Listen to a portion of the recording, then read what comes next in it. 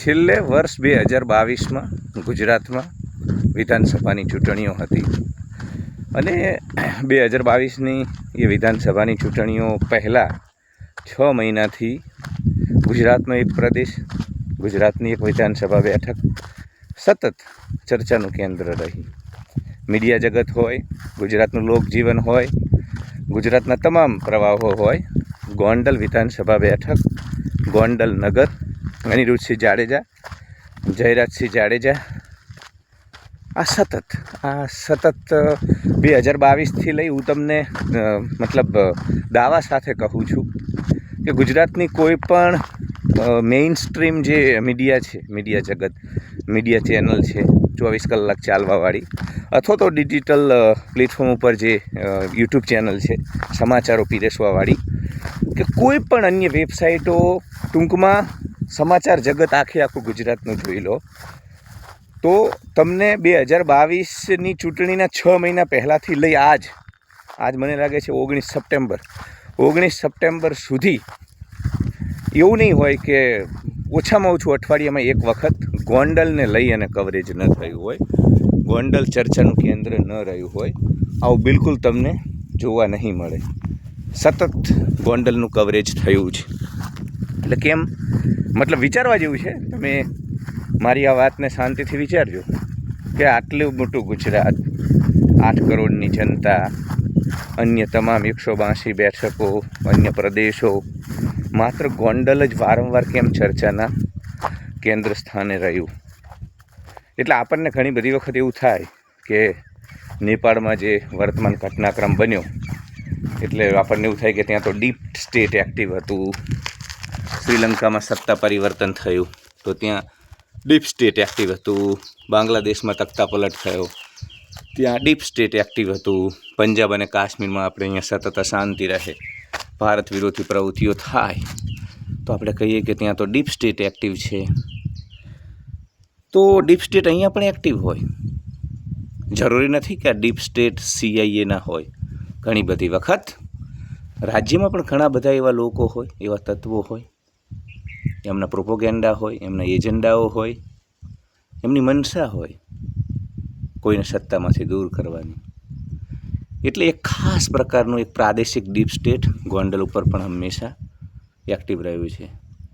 શરૂમાં જયરાજશ્રી અને અનિરુદ્ધસિંહ જાડેજા બંને વચ્ચે યાદવા સ્થળીનું કવરેજ થયું. એ બંને, કેમ કે બંને ગરાસિયા દરબારો, બંને જાડેજા વાડનો પ્રદેશ, અને બંને પોતપોતાની વટ અને અહંકાર, કેમ કે ગરાસિયા અને કાઠી દરબારોમાં, ક્ષત્રિયોમાં વટ અહંકાર રહેવાના. કેમ કે શ્રીમદ ભગવદ્ ગીતામાં જે ક્ષત્રિયના ગુણોનું વર્ણન છે ને, તેજ, ધીરતા, નિપુણતા, ધૈર્ય, સ્વામી ભાવ, યુદ્ધમાં ન ભાગવું, એ બધામાં સ્વામી ભાવ.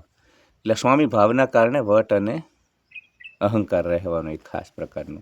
એટલે એના કારણે પણ એ બંને વચ્ચે ગજગ્રાહ સતત ચાલ્યો. યાદવા સ્થળી, બંને યદુવંશી રાજપૂતો, ક્ષત્રિયો. એટલે આ પ્રકારનો એક માહોલ રહ્યો. ત્યારબાદ અલગ અલગ રીતે જયરાજસિંહને પણ ટાર્ગેટ કરવામાં આવ્યા, વખત અનિરુદ્ધસિંહને પણ ટાર્ગેટ કરવામાં આવ્યા. એટલે મેં કહ્યું ને કે ક્યારેક એ બંનેનો પોતપોતાનો આંતરિક અહંકાર, વટ, કે જે ગરાસિયા દરબારો, કાઠી દરબારો, ક્ષત્રિયોને સૌથી વધુ પ્રિય હોય.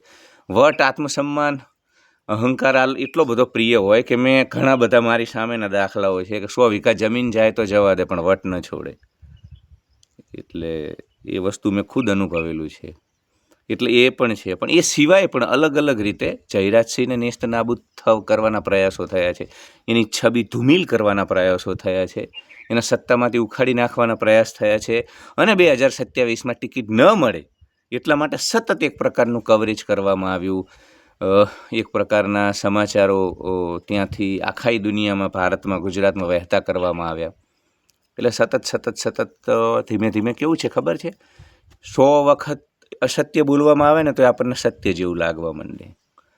અને બીજી બાજુ અનિરુદ્ધસિંહ, હવે એક માણસ જેને જેલ ભોગવી લીધી છે, જેને આજ દેશની પોલીસ, કાયદો અને વ્યવસ્થાએ, ન્યાય પ્રણાલીએ સજા માફી કરી, અને ઘણા બધા લોકોની, સંજય દત્તથી માંડીને સેલિબ્રિટીને છોડો, સામાન્ય ઘણા બધા તમને આસપાસ લોકો જોવા મળે છે કે જેમની સજા માફી કરવામાં આવે, ત્યારબાદ ફરી ક્યારેય એમને ફરીથી સજા થતી હોય એવું નથી બનતું. અહીંયા અનિરુદ્ધસિંહ જાડેજાને અનિરુદ્ધસિંહ જાડેજાએ જે કર્યું હતું એને કોઈ જસ્ટિફાઈ નથી કરતું. એના માટે એમને 18 વર્ષ ભોગવ્યા અને ભોગવવું જ પડે. અને આજે પણ એ તો કહી રહ્યા છે ઇન્ટરવ્યૂમાં, એમના જે પણ ચેનલને ઇન્ટરવ્યૂ આપ્યો, તો ભાઈ કાયદો વ્યવસ્થા ન્યાયતંત્રના નિર્ણયને શિરોમાન્ય ગણું છું, હું બિલકુલ એનું પાલન કરીશ. પણ મારું કહેવાનું એક મતલબ છે કે આ બધું વિચારવા જેવું છે કે સતત એક જ પ્રદેશ, એક જ બેઠક કેમ, અને ત્યાં બંને ક્ષત્રિય આગેવાનો જ કેમ વારંવાર ટાર્ગેટ કરવામાં આવ્યા. હવે થોડુંક આ ચર્ચાને અહીંયા છોડી દઉં અને હું તમને મારો વ્યક્તિગત એક અનુભવ કહું. આજથી 3-4 વર્ષ પહેલાં જ્યારે હું અમદાવાદમાં હતો, શહેરી જીવનનો હિસ્સો હતો, સક્રિય મીડિયાનો હિસ્સો હતો, અને ગુજરાતની ટોપ 3 ચેનલો, ન્યૂઝ ચેનલ છે ને એમાંની એક ચેનલમાં હું નોકરી કરતો હતો.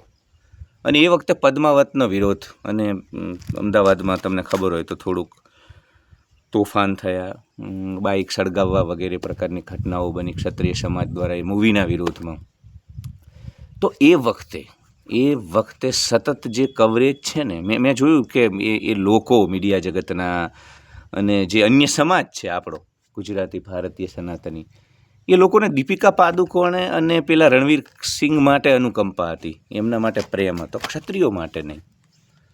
એટલે એ નટનટીઓ જે સમાજને કશું જ નથી આપતા, એ નટનટીઓ જે સમાજને ભ્રષ્ટ કરવામાં કશું ખામી નથી રાખતા, એ નટનટીઓ જે આ રાષ્ટ્ર માટે, આ સંસ્કૃતિ માટે, આ સભ્યતા માટે કશું જ નથી કરતા, એમના માટે બધાને પ્રેમ હતો. અને જે ક્ષત્રિયો જેમને 5-6 વર્ષ સુધી વિદેશી આક્રાંતાઓને પગ ન મૂકવા દીધો, અને તોપોના કારણે પહેલી વખત હાર્યા તો પણ માથા નાખી દીધા તોપોમાં, એટલે તોફો બગડી જાય. એમને ખબર પડી પહેલી વખત જ્યારે તોપો લઈ, તલવારના જોરે તો કોઈને જીતવા જ નથી દીધા, દુર્દાંત વિદેશી આક્રાંતાઓને ધૂળ ચાટતા કરી દીધા હતા.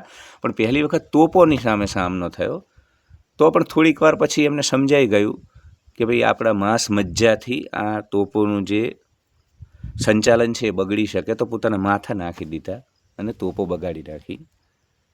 એ કોમ માટે કોઈને પ્રેમ ન હતો. એ કોમ અને આ કોમ, આ માર્શલ કોમ્યુનિટી જેને સતત ભારતની રક્ષા કરી. હું જ્યાં બેઠો છું, આ ખેત પ્રદેશ પૂરો થાય એટલે રણ છે, અને એ રણ લિટલ રન ઓફ કચ્છ, કચ્છનું નાનું રણ, વચરાજસિંહજી સોલંકી, અને રણની પેલી બાજુનો ભાગ જે આડેસર તરફનો ભાગ છે, ત્યાં પણ વેણુદાદા પરમાર ક્ષત્રિય હતા. આ બાજુ સોલંકી લગ્નના મંડપમાંથી ઊભા થઈ અને પોતાના ક્ષત્રિય ધર્મનું વહન કર્યું. અને ઠીક છે, આ તો વાતમાં મેં તમને એક કિસ્સો કહ્યો. આવા અનેક લોકો, તમે આખું સૌરાષ્ટ્ર જુઓ, આખું સૌરાષ્ટ્ર, ગામો ગામ તમને પાળિયા જોવા મળશે. એ પાળિયા અત્યારે તો ઘણી વખત ચાડી ચાંખરામાં હોય છે, પણ તમે એ પાળિયા જુઓ ને તો માત્ર પથરા નથી, એ કોઈકે આપણા માટે લોહી રેડ્યું છે, કોઈએ પોતાના વ્યક્તિગત જીવનનું બલિદાન આપ્યું છે, વ્યક્તિગત સુખ સપનાઓનું બલિદાન આપ્યું છે. આપણે 9 વાગે એસી ચાલુ કરીને ઊંઘી જઈએ છીએ, સતત ભોગવાદમાં રહીએ છીએ, સતત આપણા પોતાના સંસારમાં, સ્વાર્થમાં રત હોઈએ છીએ. આમ કલ્પના તો કરો કે તમારી દીકરી, તમારી માતા, તમારા પિતા બધાને છોડી, અને એમનું જીવન તમારા આધારે છે, છતાં પણ એમને એવી અવસ્થામાં છોડી અને તમારા શરીરનો ત્યાગ કરવાનો છે, આ દેશ માટે, આ સંસ્કૃતિ માટે, આ રાજ્ય માટે, આ સભ્યતા માટે, અને તમે કર્યું.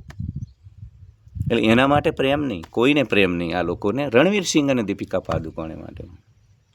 અને જેને સતત આટલા બધા બલિદાનો આપ્યા, એ લોકો માટે આ દેશમાં, આ રાજ્યમાં સૌથી વધુ જોક બને છે ક્ષત્રિયો માટે, અને લોકો તાલીઓ પાડે છે. એટલે યાર, આખી દુનિયામાં ફરો, મારી ટીકા કરવી હોય એને છૂટ છે, પણ તમે આખી દુનિયામાં ફરો, તમને કોઈ સભ્યતા, કોઈ સિવિલાઇઝેશન, કોઈ સંસ્કૃતિ નહીં મળે જેને પોતાની માર્શલ કોમ્યુનિટીને આ હદે એના આત્મબળ, આત્મસન્માનને તોડવાનો પ્રયાસ કર્યો હોય.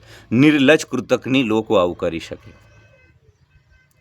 અને યાર, પોતાનો જીવ દઈ દેવાથી વધુ તો શું હોઈ શકે?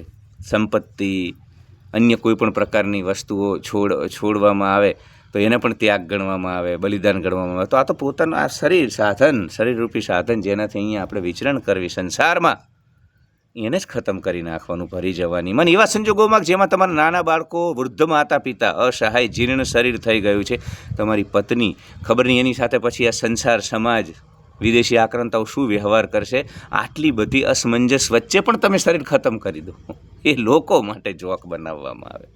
એ લોકો માટે જોક બનાવવામાં આવે. અખંડ ભારતના નિર્માણ વખતે 1 રૂપિયોને શ્રીફળ લઈ પોતાના રજવાડાઓ સહર્ષ હસતા હસતા આપી દેનારા લોકો ઉપર સૌથી વધુ જોક બનાવવામાં આવે. એટલે ક્યારેક આમ છે ને બુદ્ધિજીવીપણું ને ઉદારમતવાદી ને આ બધું છોડજો.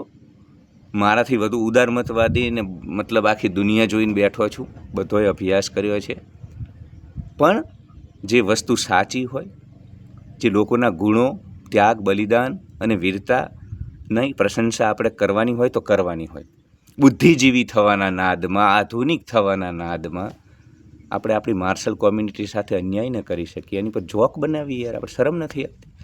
ગરાસિયા કાઠીના દીકરા, ક્ષત્રિયોના દીકરા જ્યારે ગાયની વહારે ચડતા ને, સૌરાષ્ટ્ર આખું ખૂંદી લઉં, તમને ચેલેન્જ મારું છું, ગામો ગામ પાડી આવો. ઘણી બધી વખત વિદેશી આક્રાંતાઓથી બહેન દીકરીઓ માટે શહીદ થયા, ઘણી વખત ગાય માટે શહીદ થયા. તો એ ગાય કોઈ લઈને જતું ગાયના ધણ, તો ક્યારેય પૂછવા ન જતા કે આ પ્રજાપતિની ગાય છે, આ પટેલની ગાય છે, આ બ્રાહ્મણની ગાય છે. એ જતો પોતાના ક્ષત્રિય ધર્મનું વહન કરતો. એટલે યાર આવા લોકો, આવા જાજરમાન લોકો, અને જો ઘણી બધી વખત ઘણા બધા પ્રશ્નો ગામડે ગામડે હોઈ શકે. ભાઈ ભાઈ વચ્ચે ઝઘડાઓ હોય છે, સંપત્તિને લઈ, ખેતર શેઠાના વિવાદને લઈ. એક જ જ્ઞાતિમાં અંદરો અંદર ઝઘડા નથી હોતા. તો ક્ષત્રિયો ભાઈ, જે લોકો તમારું રક્ષણ કરે, સતત બલિદાન આપે, એ ક્યારેક તમારી જોડે પડે એમને. રાજસ્થાનમાં ક્ષત્રિયોને બન્ના કહેવામાં આવે. બન્ના એટલે મોટા ભાઈ. તો તમારો મોટો ભાઈ ક્યારેક તમને કદાચ થપ્પડ મારી દે, પણ તમને કોઈ થપ્પડ મારવા આવે ત્યારે એ તમને થપ્પડ નહીં વાગવા દે. તો એની સામે આપણે અહંકાર રાખવો છે, એની સામે આપણે અહંકાર રાખવો છે. અને સાહેબ 5-6 વર્ષ સુધી વિદેશી આક્રાંતાઓને રોકી નાખરા, તોપના કારણે હાર્યા. 50 વર્ષમાં કેરળ સુધી વિદેશી આક્રાંતાઓએ પોતાનો પરચમ લહેરાવી દીધો હતો, ભારતને સર કરી લીધું હતું. એટલે 5-6 વર્ષમાં કંઈક તો એવું થયું હશે ને. એટલે આવા લોકોને સતત અપમાનિત કરવા, એમને આ ઘૃણિત કૃત્ય છે, આ નિર્લજ્જ કૃતજ્ઞતા. 5 મહાપાતક છે સનાતન ધર્મમાં, કે તમે એનું કોઈ પ્રાયશ્ચિત ન હોય. 5 મહાપાતક, એમાં એક કૃતજ્ઞતા છે, કરેલા ઉપકાર ભૂલી જવા. કોઈ પોતાનું, સાહેબ ક્ષત્રિયોમાં 18 વર્ષથી ઉપરનો કોઈ માણસ ન હતો, એટલે ક્ષત્રિયો ઓછા છે આટલા. કોઈ 18 વર્ષથી ઉપરનો પુરુષ જ નહીં. એ બેન દીકરીઓને કેટલી તકલીફ પડી હશે સાહેબ. તમને પુરુષ તરીકે આજે ઘર ચલાવવામાં આટલી તકલીફ પડે, એને એના બાળકો, એના વૃદ્ધ સાસુ સસરા, અને ઘણી વખત તો ખાલી ને ખાલી મહિલાઓ હોય. તો એક તો પોતાના આત્મસન્માનનું રક્ષણ કરવાનું, બાળકોને મોટા કરવાના કે ફરીથી લડી શકે આ દેશ માટે, આ સભ્યતા માટે, ખેતી સંભાળવાની, આ બધું કર્યું. જોહર કર્યા, સાકા કર્યા. એ લોકોને ઉપર યાર આક્ષેપો કરવાના કે તમે તો અફીણ પીતા હતા, નશો કરતા હતા. ભાઈ છેદ પતરીથી આમ ઘા મારજો, ખબર પડે. તલવારોના ઘા વાગે ને એટલે એ મોર્ફિનની જેમ કામ કરે, દર્દ ઓછું થઈ જાય. ભોગ વિલાસ માટે નહોતા કરતા. અને અફીણ એટલા માટે પીતા હતા કે સ્વયં પોતાની દીકરીઓ, માતાઓ, પત્નીઓને અગ્નિની મતલબ જોહર કરાવ્યા બાદ રાખ આખા શરીર ઉપર ચોપડતા, લગાવતા, અને અફીણ પી કેસરિયા કરતા. સાકા એટલે આપણે ગુજરાતીમાં કેસરિયા. એટલે પછી એક માણસ 100-200 લોકોને ખતમ કરી પોતે ખતમ થતો. એટલે અફીણ પીતા હતા કે સવારે લડી શકાય, વધુ તીવ્રતાથી લડી શકાય, દુશ્મનના દાંત ખાટા કરી શકાય, અને લોટાના ચણા ચાવો. એટલે યાર ઘણી બધી વખત દુઃખ થાય કે આપણે આધુનિકતાના નામે, બુદ્ધિજીવીપણાના નામે કઈ દિશામાં જઈ રહ્યા છીએ. અને મેં કહ્યું ને કે ઇઝરાયલ સાહેબ, ઇઝરાયલના લોકો છેલ્લા 2500 વર્ષમાં એમના માટે બલિદાન આપનારા એકેય માણસને એ ભૂલ્યા નથી. એના નાનામાં નાના 10-12 વર્ષના બાળકને ખબર જ હોય. અરે તમે કોઈ પણ કબીલા લે, ન્યૂ ગિની પપુઆથી લઈ આંદામાન નિકોબાર સુધીના કબીલાઓમાં જાઓ, જ્યાં કબીલાઓમાં લડવાવાળા જે લોકો છે ને, એ બધાયની રિસ્પેક્ટ હોય છે. અને અહીં સાલું માર્શલ કોમ્યુનિટી પર જોક બનાવવામાં આવે, એમના આત્મસન્માનને તોડવામાં આવે, એમની પર આક્ષેપ કરવામાં આવે.